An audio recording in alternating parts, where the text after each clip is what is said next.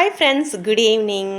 என்னடா இது காலையில் வீடியோவை இன்றைக்கி ஈவினிங் போடுற அப்படின்னு நினைக்காதீங்க.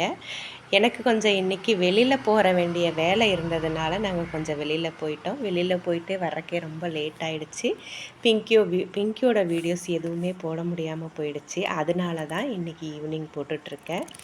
காலை பொழுது இப்படி பார்க்குறதுக்கு எவ்வளோ ஒரு அழகாக இருக்குது இல்லைங்களா?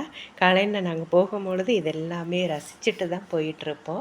அப்படி ஒரு அழகு பார்க்குறதுக்கே ஒரு அழகாக இருக்கும். அதுவும் காலையில் இந்த மாதிரி பார்க்கணும் அப்படின்னும்போது எல்லாருக்குமே பிடிச்ச ஒரு விஷயந்தான். அந்த மாதிரி தான் நாங்கள் நடந்து போகும்போது சில விஷயங்கள் எல்லாத்தையுமே இப்படி ரசிச்சுட்டே தான் போயிட்டுருப்பேன். என்ன தான் நான் டெய்லி பார்க்குற இடமா இருந்தாலும் எனக்கு அந்த ரசிச்சுட்டு போகிறது ரொம்ப பிடிச்சமான ஒரு விஷயம்.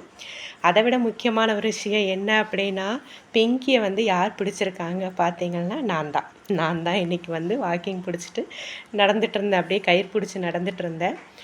அவங்கள அப்படி கைப்பிடிச்சி கூட்டிகிட்டு போகிறது, கயிறு பிடிச்சி பிங்கியை நான் கூட்டிகிட்டு போகிறது ரொம்ப லேசுப்பட்ட விஷயம் இல்லைங்க. ரொம்ப கஷ்டம் அவங்கள அப்படி நான் கூட்டிகிட்டு போகிறது.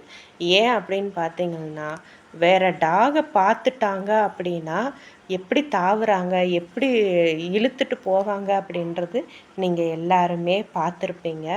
ஆனால் இன்றைக்கி என்ன அப்படின்னு பார்த்தீங்கன்னா, ரோட்டில் ஒரு டாகு கூட இல்லை. எல்லாருமே எல்லாம் தோப்புக்குள்ளே அந்த பக்கம் எல்லாமே விளையாடுறதுக்கு போயிட்டாங்க. இந்த பக்கம் ஒரு டாகுமே இல்லை அப்படின்றதுனால பிங்கி பாப்பாவும் அப்படியே அமைதியாக என் கூட சமத்து பிள்ளையாட்டம் அப்படியே நடந்து வந்துட்டுருந்தாங்க.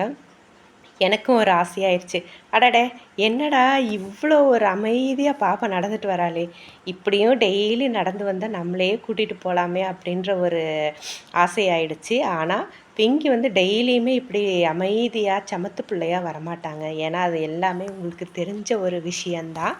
அவங்க அப்படி கூட்டிகிட்டு போய் அப்படி கயிறு அப்படி பிடிச்சாங்கன்னாக்கா அப்படி இழுத்துட்டு போகும்போது கரெக்டாக பிடிச்சிப்பாங்க. என்னால் முடியாது.